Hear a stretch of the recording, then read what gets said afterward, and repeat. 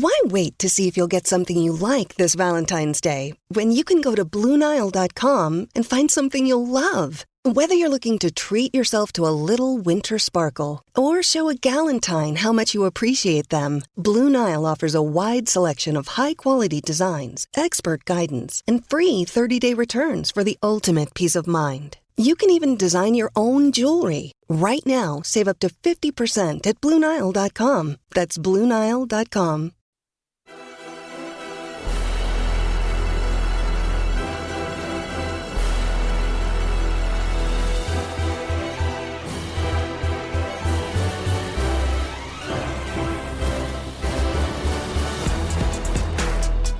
American soccer fans, welcome to episode 45 of the Stars and Stripes SC podcast. Donald Wine here, co-manager of Stars and Stripes SC, your source for all things U.S. national teams, the players that comprise them, and everything else surrounding the game of soccer in America. This week, we are going to discuss the men's national team roster. Head coach Gregg Berhalter named a 26-man roster for friendlies next week against Jamaica and Northern Ireland. The Jamaica match will take place in Wiener Neustadt, Austria, while the match against the Northern Irish will be in Belfast. So let's go through the roster, and then we can break it down, because while this roster seems pretty strong, there are some players that are not on this roster for various reasons. We start with the goalkeepers. We have Ethan Horvath, Chituru Dunze, and Zach Steffen. Defenders, John Brooks, Reggie Cannon, Serginho Dest, Aaron Long, Matt Miazga, Eric Palmer-Brown, Tim Ream, Brian Reynolds, Chris Richards, and Anthony Robinson. Midfielders, Brendan Aronson, Kellen Acosta, Tyler Adams, Luca De La Torre, Sebastian Lletget, Yunus Musah, and Owen Otasowie. And then finally, your forwards. Daryl DK, Nico Gioacchini, Christian Pulisic, Gio Reyna, Josh Sargent, and Tim Weah. So there's your 26 guys. First, I want to discuss a few of the players that are on this roster. John Brooks, Reggie Cannon, Chris Richards, Tyler Adams, Gio Reyna, Josh Sargent, and Tim Weah. All of those players are departing after the Jamaica match on March 25th and will not travel with the team to Belfast. German and Portugal-based players cannot go to the UK right now because of quarantines they will be subject to when they return to their clubs. Tim Weah seems to be requested back at Lille after the first match to make sure he's ready for their home stretch in competing for the Ligue 1 title. So Berhalter is set on competing against Northern Ireland with just 19 players. He mentioned in his press conference this week that any of the players that he would want to call in for that Northern Ireland match run into the same COVID restrictions as the others. The United States also has some issues with some of the states for people traveling back from the UK. So expect those players, Brooks, Cannon, Richards, Adams, Reyna, Sargent, and Weah, to start against Jamaica and log considerable minutes.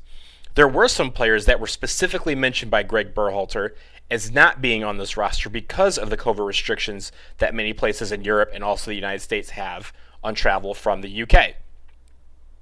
Berhalter said that these restrictions have really hampered him in selecting a roster for these matches, particularly the Northern Ireland match. Matthew Hoppe, DeAndre Edlin, he mentioned that they couldn't play in the UK without being subject to a lengthy quarantine, and because they wouldn't really see the field with the full squad in Austria, they were left at home. Julian Green, another guy he mentioned, he just returned from COVID. He hasn't practiced or played in a few weeks. I know he was eligible to play this week, but he wasn't an option because of the fact that he has just not been playing.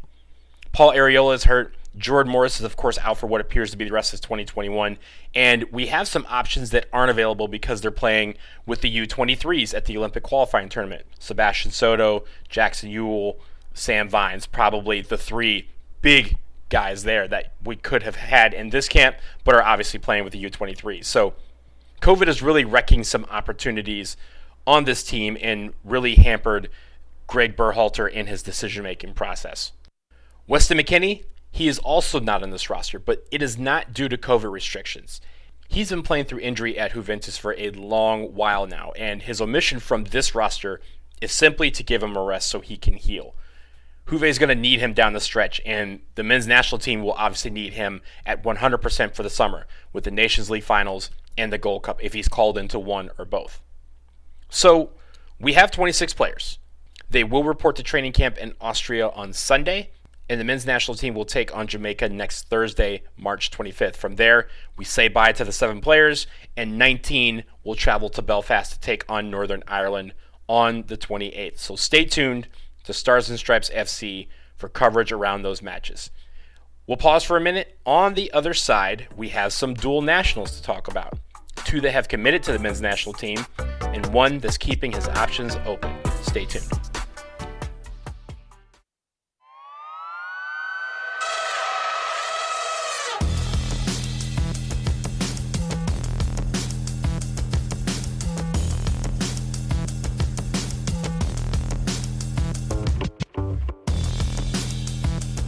We're back on the Stars and Stripes FC podcast, and we're talking dual nationals now. We received some commitments to the program over the past week. Yunus, Musah, and Siebatcheu both declared that they have committed to being a U.S. men's national team player going forward. And both are big gets for the U.S. and Gregg Berhalter. The biggest commitment, by far, is Yunus Musah. He was a former English youth team captain, and he was also eligible to play for Ghana and Italy. But he commits to the USA because he said he wanted to represent the place that he was born. He was born in New York City. And he talked a lot about how the players, the coaches, and also the fans made him feel welcome and made him feel a part of the program. He's a dynamic midfielder, only 18 years old, and he could factor into the core of the team for the next decade. I know we are all super excited about Musah. You can't spell Musah without USA, and now it's official. The man is a part of the program.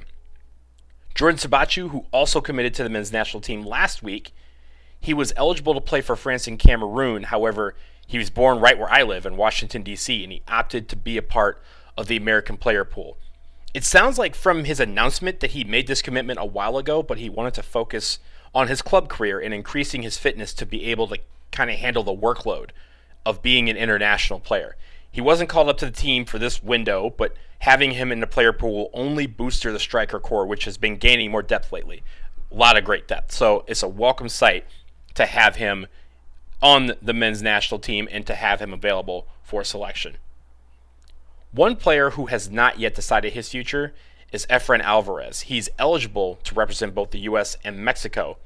Recently, you may recall he turned down call-ups to both the Mexican and United States U23 squads for Olympic qualifying because he indicated he was not ready to make a commitment to either squad. However, he did accept the call-up to the Mexico senior national team. And Gregg Berhalter said in his press conference that he encouraged this. He encouraged Alvarez to take the call-up. Now, you're probably sitting there saying, what are you doing? But the reason behind that is that he wanted Alvarez to make an informed decision. And he can't do that until he knows the environment and the atmosphere of both programs, and he gets to weigh both options equally. He got the U.S. men's national team experience back in December. He was in camp with the team for the El Salvador match. Of course, he couldn't play because as of right now, he is provisionally cap-tied to Mexico. Berhalter said that to be informed, to make the decision he needs to make, it's only right for him to get exposure to the Mexico camp to see where he feels most comfortable. And that's good to have. It's great that our coach is encouraging these players to take their time and gather all the information they need to make their decisions with regard to their international careers. In the case of Alvarez, we also want to encourage these players that they have a future in the men's national team program and to make sure that we're showing them that we want them to. Players and fans making them feel comfortable and want it is important. And that representation matters. We want to have all dual nationals want to be a part of this environment and not feel like they aren't wanted. So we wish Efrain Alvarez well with what is an important and difficult decision for him, and hopefully, after he considers all sides, he's making the choice to rock with the red, white, and blue going forward. That will do it for episode 45 of the Stars and Stripes FC podcast. A short one this week, but don't forget, please make sure you subscribe wherever you get your podcasts and rate and review. It helps us out, and we appreciate it very much. If you have questions, the place to go, ssfcpodcast@gmail.com. We will be back next week to hopefully recap the group stage of Olympic qualifying and preview the semifinals, the big match that hopefully the United States will be in. We also will talk about the first match for the men's national team. So until then, have a great weekend and take care.